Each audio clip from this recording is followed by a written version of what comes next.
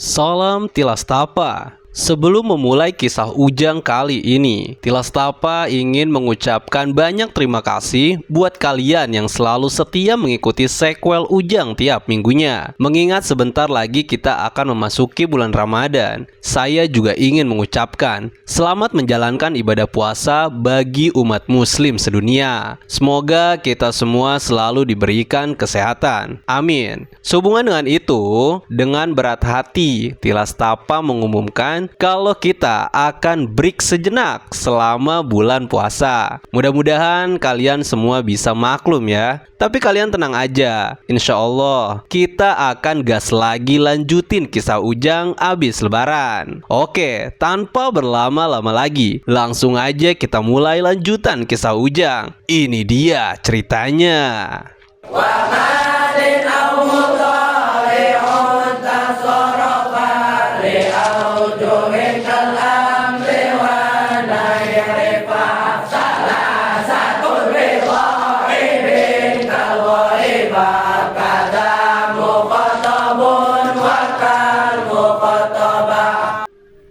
Pada kisah minggu lalu diceritakan kalau Jaka akhirnya dibawa oleh dua petapa gendeng menuju kampung Japati. Di sana, Jaro memberitahu Jaka kalau Ki Jambrong sudah tiada. Jaka sempat tak menerima kenyataan pahit itu. Namun Rawing dengan tegas berbicara bahwa semua ini adalah garis takdir yang harus diterima. Jaka pun diantar ke makam Ki Jambrong. Usai berziarah melangitkan doa-doa untuk almarhum, Jaka meminta semuanya pergi dan membiarkan dirinya sendiri di sana. Tak main-main, Jaka menghabiskan waktu berhari-hari di sana di bawah pengawasan dua petapa gendeng. Masuk di hari keempat, Rawing dan Cakra pergi ke rumah Jaro untuk membicarakan penyebab kematian Ki Jambrong. Dan di saat itu juga sosok berjubah hitam mendatangi Jaka dan memberitahunya kalau dalang dibalik kematian Ki Jambrong berada di desa Ronggeng. Sosok itu tak menjelaskan secara jelas, lalu menghilang begitu saja. Keesokan harinya, saat Jaka dan dua petapa gendeng pamit meninggalkan kampung Japati, tiba-tiba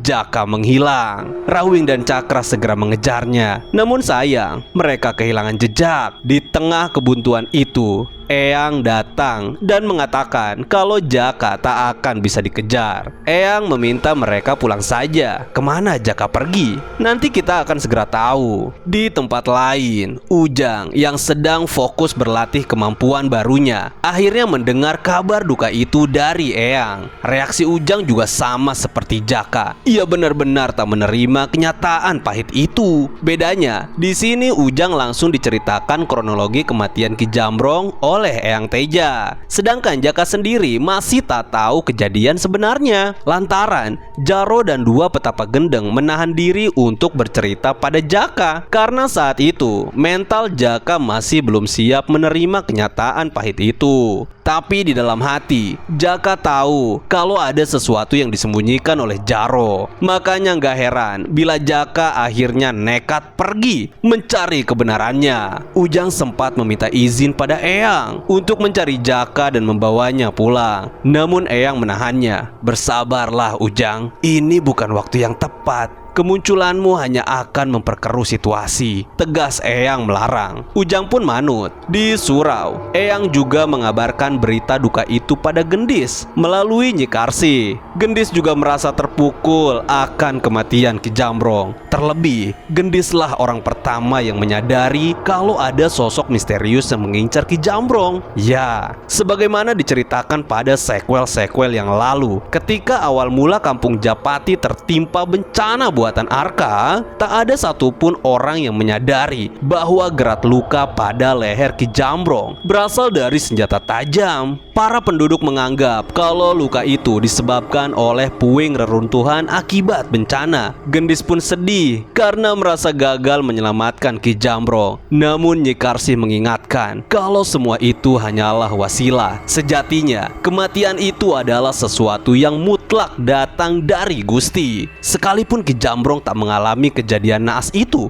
jika Gusti Allah sudah menetapkan ajalnya, niscaya Ki Jambrong akan tetap meninggal dunia. Jadi di sini Nyi Karsi ingin meyakinkan Gendis nih bahwa apa-apa yang sudah dilakukan Gendis untuk menyelamatkan Ki Jamrong tak perlu disesali. Ingat Gendis, jika kita sudah mati-matian mengupayakan sesuatu dan belum juga berhasil, itu tanda kalau hidup kita sudah ada yang mengatur, kata Nyi Karsi sambil memeluk Gendis yang berderai air mata. Di Bukit Angker, Marno juga sudah mendapatkan berita tersebut dari Eyang Teja. Namun, ia tak lantas membangunkan Tono dari petapaannya. Ya, saat ini Tono memang sedang melakukan pematangan ajian Saifi Angin untuk dapat mencabut keris pusaka yang tertancap di sebuah batu besar. Eyang sempat berkata pada Marno bahwa genderang peperangan sudah dibunyikan. Tono harus segera bersiap menyelesaikan masa tapanya. Marno sendiri tak mengira kalau ternyata genderang perang ini akan ditabuh oleh Jaka melalui tragedi kematian Ki Jamrong. Dari sini juga terkuak sebuah fakta, kenapa Eyang menyiapkan 3 sosok sekaligus untuk membimbing Jaka. Jawabannya tidak lain karena perang besar bakal berawal dari Jaka sendiri. Dialah yang nantinya akan memantik amarah rimba di markas Lati Ireng. Cerita beralih menuju 2 petapa gendeng. Setelah kehilangan jejak Jaka, Rawing dan Cakra kembali menemui Sukardi yang menunggunya di pulau terpencil. Di sana, keduanya melaporkan kejadian yang dialami mereka selama di kampung Japati. Rawing dan Cakra mengaku sempat merasakan aura hitam nan dahsyat di malam sebelum Jaka menghilang. Mereka pun menaruh curiga bahwa pemicu hilangnya Jaka adalah sosok itu.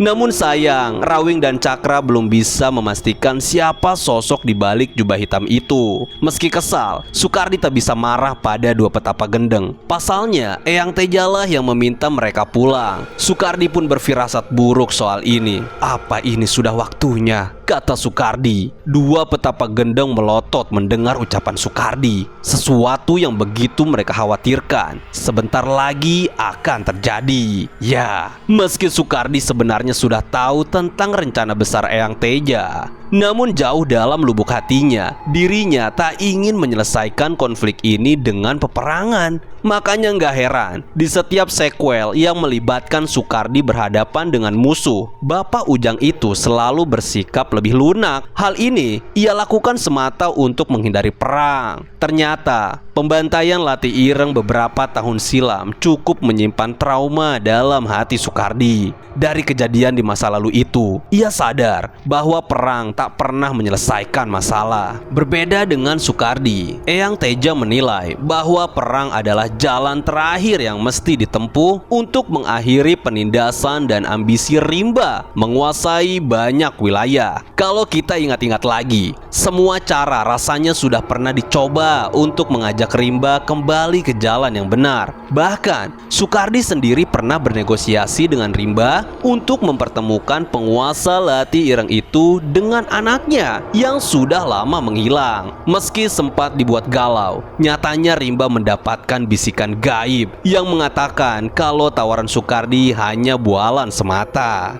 Jadi rimba tetap menganggap kalau anaknya memang sudah mati. Kembali ke Jaka. Setelah nekat kabur dari pengawalan 2 petapa gendeng, belum ada yang tahu keberadaannya sampai saat ini. Eyang pun mengirim pesan pada Abah lewat telepati dan memintanya melacak posisi Jaka. Abah segera melakukan ritual lewat batinnya yang tajam. Beliau mengerahkan beberapa utusan gaib untuk melacak posisi Jaka. Dalam hal ini, mata batin Abah jelas lebih sakti ketimbang 2 petapa gendeng yang juga memiliki kemampuan melacak sesuatu. Abah sampai menggerakkan sebagian khodam yang bersemayam dalam jiwanya untuk menemukan anak angkat Ki Jamrong itu. Pasalnya, saat ini Jaka sudah berada di level berbeda. Ini terbukti dari cara Jaka yang berhasil kabur dari pengawalan 2 petapa gendeng. Kita semua tahu Rawing dan Cakra adalah sosok sakti yang memiliki kemampuan di atas rata-rata. Tapi edannya, mereka harus kehilangan jejak Jaka. Makanya nggak heran kalau Abah sedikit serius melacak Jaka kali ini. Setelah melakukan pelacakan, tak lama kemudian Abah pun menemukan Jaka di suatu mulut goa. Abah merasa tak asing. Ia mencoba mengingat-ingat di mana sebenarnya Jaka saat ini. Di sana, Jaka terlihat sedang berhadapan dengan kerumunan monyet-monyet besar penghuni goa. Ukuran tubuh mereka tidak seperti monyet pada umumnya. Tangan mereka berotot. Bahkan, mereka mampu berjalan tegap dengan dua kaki seperti manusia. Namun, kedatangan Jaka ke sana bukan untuk gelut dengan para monyet itu. Rupanya, ia sedang meminta bantuan dari Raja Monyet di goa itu. Dengan kemampuannya yang dapat berkomunikasi dengan hewan, anak angkat Ki Jamrong itu mencoba bernegosiasi dengan Raja Monyet untuk meminjamkan sebagian pasukannya. Awalnya, si Raja Monyet menggertak Jaka yang sembarangan masuk ke wilayah mereka dan dengan seenak jidat meminta bantuan.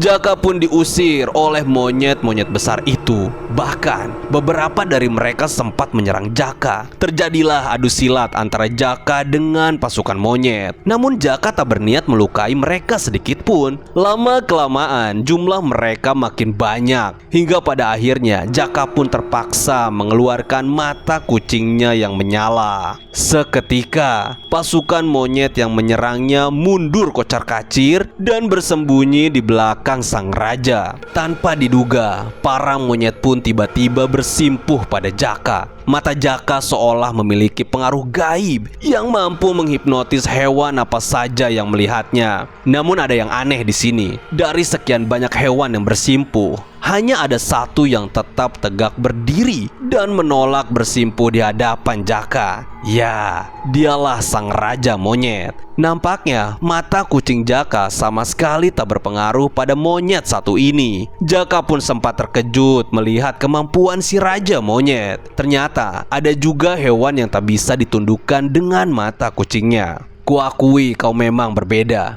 Kau memang pantas menyandang gelar raja, kata Jaka. Si Raja Monyet menatap Jaka dengan mata penuh amarah. Ia merasa tak senang dengan mata kucing Jaka. Ia pun mempertanyakan dari mana Jaka bisa mendapatkan mata kucing itu. Aku tak punya waktu untuk menceritakan hal itu, jawab Jaka dengan mata melotot. Sadar akan ancaman Jaka yang akan berdampak pada keselamatan pasukannya, si Raja Monyet pun tiba-tiba melunak. Ia meminta Jaka melepaskan pengaruh matanya pada pasukan monyet. Jaka langsung menolak permintaan si Raja.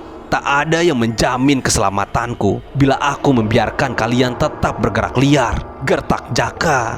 Si Raja Monyet meyakinkan Jaka tak akan ada satu monyet pun yang menyerangnya, asal Jaka mau menjawab pertanyaan dari sang raja. Akhirnya Jaka sepakat melepaskan pengaruh mata kucingnya. Seketika para monyet pun tersadar kembali. Mata Jaka juga kembali normal. Sempat terjadi ketegangan. Jaka akhirnya diterima oleh para monyet penghuni goa. Anak angkat Ki Jamrong itu dipersilahkan masuk ke dalam goa untuk bicara empat mata dengan sang raja. Saat mereka masuk, lagi-lagi Abah Gufron tak bisa menembus penerawangannya. Akhirnya, Abah Gufron teringat bahwa tempat yang dikunjungi Jaka saat ini adalah goa yang dihuni oleh Raja Monyet. Abah memang pernah ke tempat itu di masa lalu. Tepatnya ketika Abah ingin meminang Nyi Karsi. Abah ditantang mencari air obat yang bersumber dari mata air di dalam goa. Saat itu,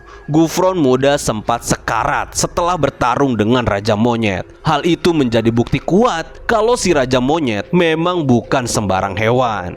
Tapi yang terpenting sekarang, Abah sudah mengetahui titik keberadaan Jaka. Beliau segera melakukan telepati pada Eyang. Abah menawarkan diri untuk terjun langsung menjemput Jaka. Karena Abah merasa khawatir dengan keselamatan Jaka yang saat ini sedang berhadapan dengan Raja Monyet. Namun Eyang melarangnya. Tidak hanya Abah Gufron, Eyang juga mencegah semua orang untuk turun tangan secara langsung mencari Jaka, termasuk 3 guru Jaka di pulau terpencil. Pokoknya tak ada yang boleh bergerak di luar komando Eyang. Sejujurnya, Eyang sendiri juga merasa sangat panik. Ia tak ingin melakukan kesalahan sedikit pun. Jika sedikit saja Eyang gegabah mengambil keputusan, rencana yang selama ini dibangun bisa saja dirusak oleh kelicikan rimba. Untuk menggantikan Abah, Eyang memilih Bonde. Utus Bonde menjemput Jaka. Kau tak perlu ikut campur, ucap Eyang melalui alam telepati. Kalian semua tentu masih ingat dengan Bonde kan? Ya, Bonde ini monyet sakti milik Abah yang diwariskan pada Jaka sebagai partner bertempur. Jaka dan Bonde adalah sepasang petarung yang menghasilkan duet maut. Nggak main-main, bersama Bonde, Jaka pernah ikut bertarung menghancurkan paguyuban Megabodas bersama Ujang. Akan tetapi, sejak bencana alam menimpa kampung Japati, Bonde terpisah oleh Jaka dan kembali dipelihara Abah di surau. Selama berpisah, Bonde tak henti-hentinya menanyakan kondisi Jaka pada Abah. Monyet itu benar-benar kehilangan tuannya. Namun Abah selalu meminta Bonde bersabar menunggu. Abah berjanji kalau suatu saat Jaka pasti akan kembali bersamanya. Nah, selama menunggu Jaka, Abah menggembleng Bonde untuk berlatih tarung. Abah benar-benar mempersiapkan Bonde untuk menemani Jaka saat waktu perang tiba. Di belakang surau, Bonde terlihat sedang melamun di dahan pohon manggis. Abah menghampirinya dan berkomunikasi dengan bahasa hewan. "Bonde, apa kau masih ingin bertemu Jaka?" tanya Abah. Bonde seketika menoleh dan menatap Abah. "Aku sudah tahu di mana keberadaan Jaka. Sudah waktunya kau menjemput tuanmu," sambung Abah. Sontak saja Bonde loncat kegirangan mendengar perintah Abah. Ia berteriak dan membuka mulutnya sebagai ungkapan kebahagiaan karena sebentar lagi Bonde akan bertemu dengan Jaka. Tak lupa Abah memberi arahan pada Bonde. Setelah dirasa siap, Bonde pun berangkat. Dengan lincahnya, monyet itu terbang dari pohon ke pohon meninggalkan surau. Sementara itu, di dalam goa, Jaka duduk bersama Raja Monyet untuk bicara empat mata. "Kenapa kau membawaku ke dalam goa?" tanya Jaka. "Seseorang sedang mengawasi kita dari kejauhan," ucap si Raja Monyet. Ternyata sejak tadi dia tahu kalau Abah Gufron sedang mengawasi mereka. Ada beberapa pertanyaan yang dilemparkan si Raja Monyet. "Dari mana kau tahu tempat ini?" tanya Raja Monyet. Sebenarnya tujuan Jaka bukan ke goa itu. Awalnya ia justru mendatangi sebuah hutan yang dihuni oleh banyak hewan buas. Jaka ingin meminjam kekuatan mereka untuk pergi menuju desa Ronggeng. Namun sayang, keinginan Jaka itu justru mendapat penolakan dari para hewan. Lantaran desa Ronggeng merupakan tempat persemayaman siluman ular yang menjadi momok menakutkan bagi mereka. Si ular jadi-jadian itu adalah peliharaan Arka semasa hidupnya. Konon, ular itu adalah jelmaan jin yang ditaklukkan Arka untuk dijadikan budak. Nah,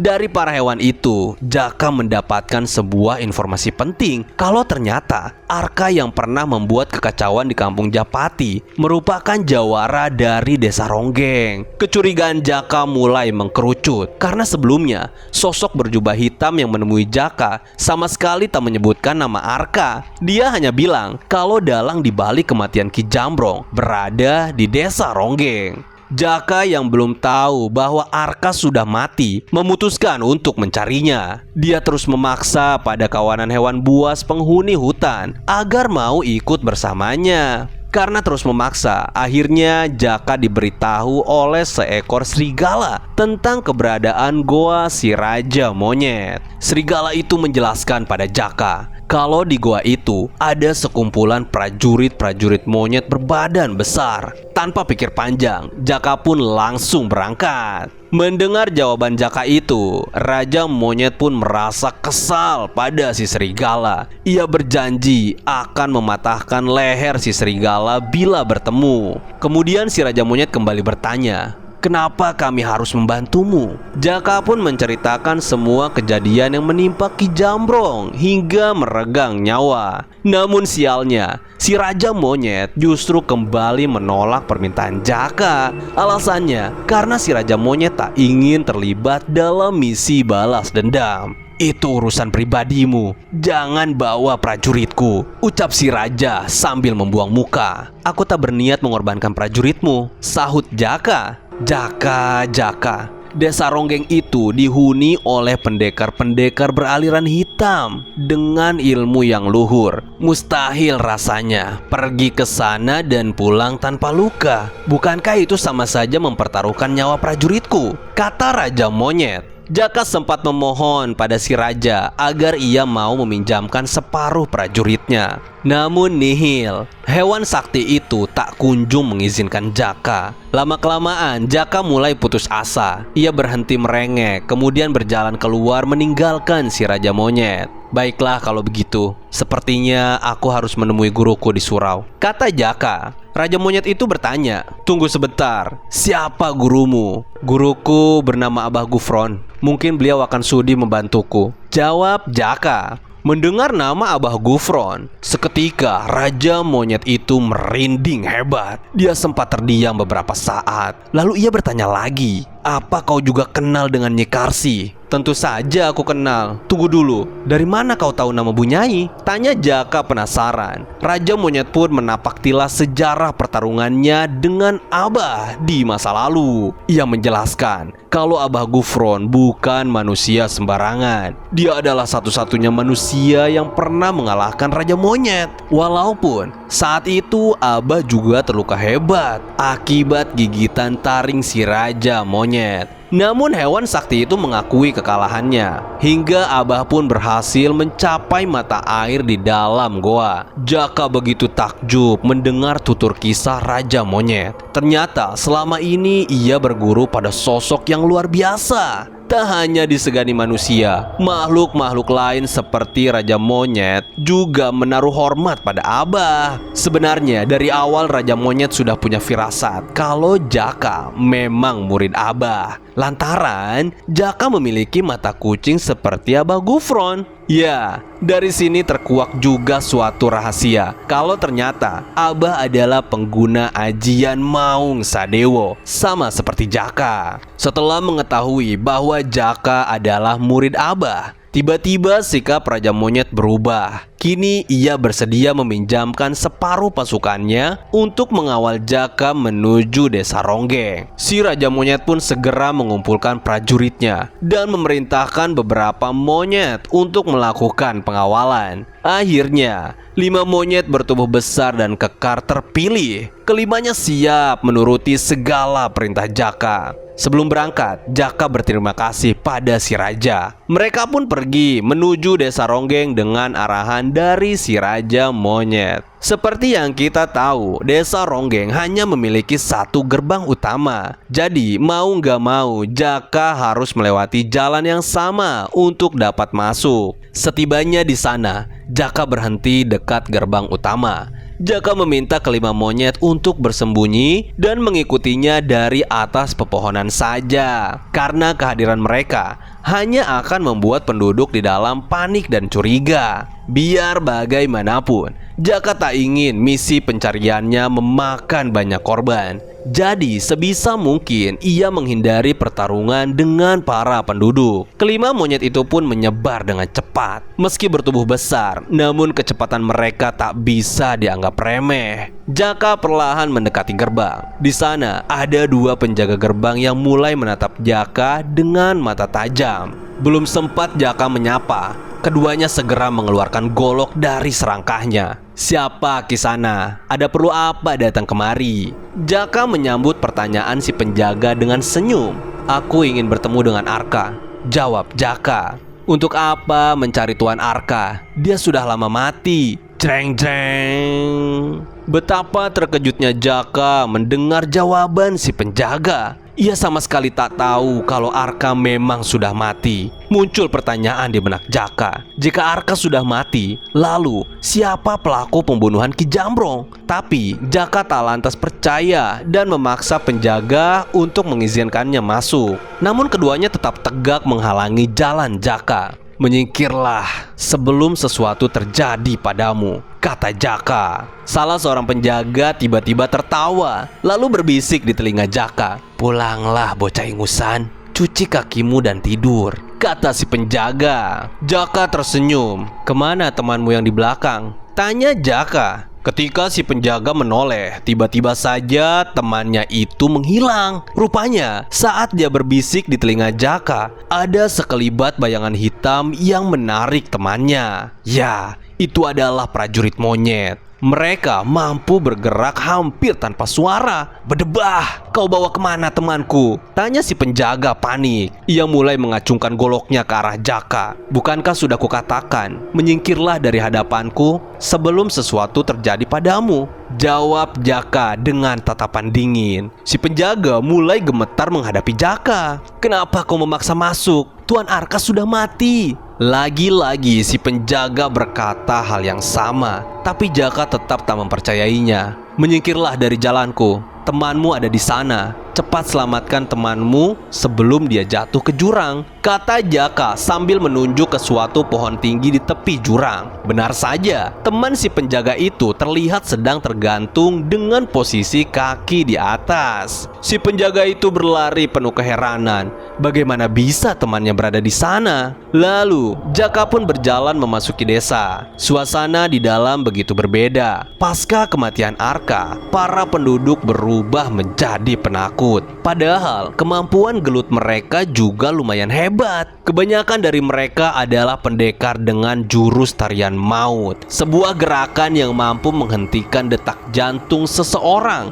hanya dengan mencubit ulu hati. Lalu kenapa mereka menjadi penakut? Hal ini berawal dari kedatangan Legi yang datang dan mengacau. Di momen itu, Panglima Lati Ireng tersebut berhasil menghabisi Arka hingga meregang nyawa. Di tengah jalan, Jaka melihat seorang kakek tua sedang memikul kayu bakar. Namun, saat didekati Jaka, kakek tua itu segera lari dan meninggalkan bawaannya. Jaka penasaran dan mengejarnya. Saat ditanya kenapa si kakek lari ketakutan, ia justru gelut melawan Jaka. Meski tua renta, nyatanya si kakek masih bisa mengeluarkan jurus-jurus tarian desa Ronggeng. Jaka sama sekali nggak melawan dan hanya menghindari tiap serangan sampai akhirnya si kakek kelelahan. Dengan nafas tersengal-sengal, si kakek bertanya maksud dan tujuan Jaka ke desa Ronggeng. "Hei orang asing, apa yang kau cari di desa kami?"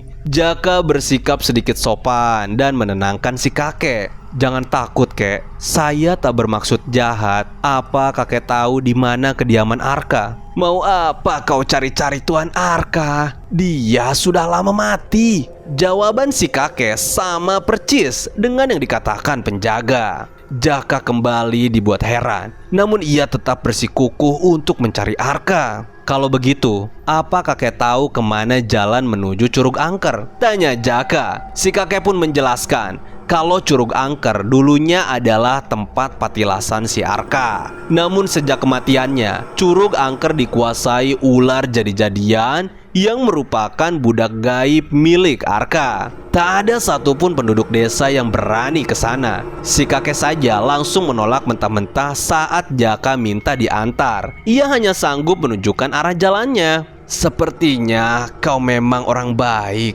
Kalau kau ingin ke sana, berhati-hatilah," pungkas si kakek lalu pergi meninggalkan Jaka. Kini Jaka harus dihadapkan dengan dua teka-teki di kepalanya. Pertama, siapa sosok berjubah hitam yang mengatakan kalau dalang kematian Ki Jambrong sedang bersemedi di desa Ronggeng? Kedua, jika Arka memang sudah mati, lalu siapa dalang di balik kematian Ki Jambrong? Sekian dulu kisah Ujang kali ini. Jangan lupa untuk like, share, komen, dan subscribe channel ini ya. Terima kasih sudah menonton. Salam Tilas Tapa.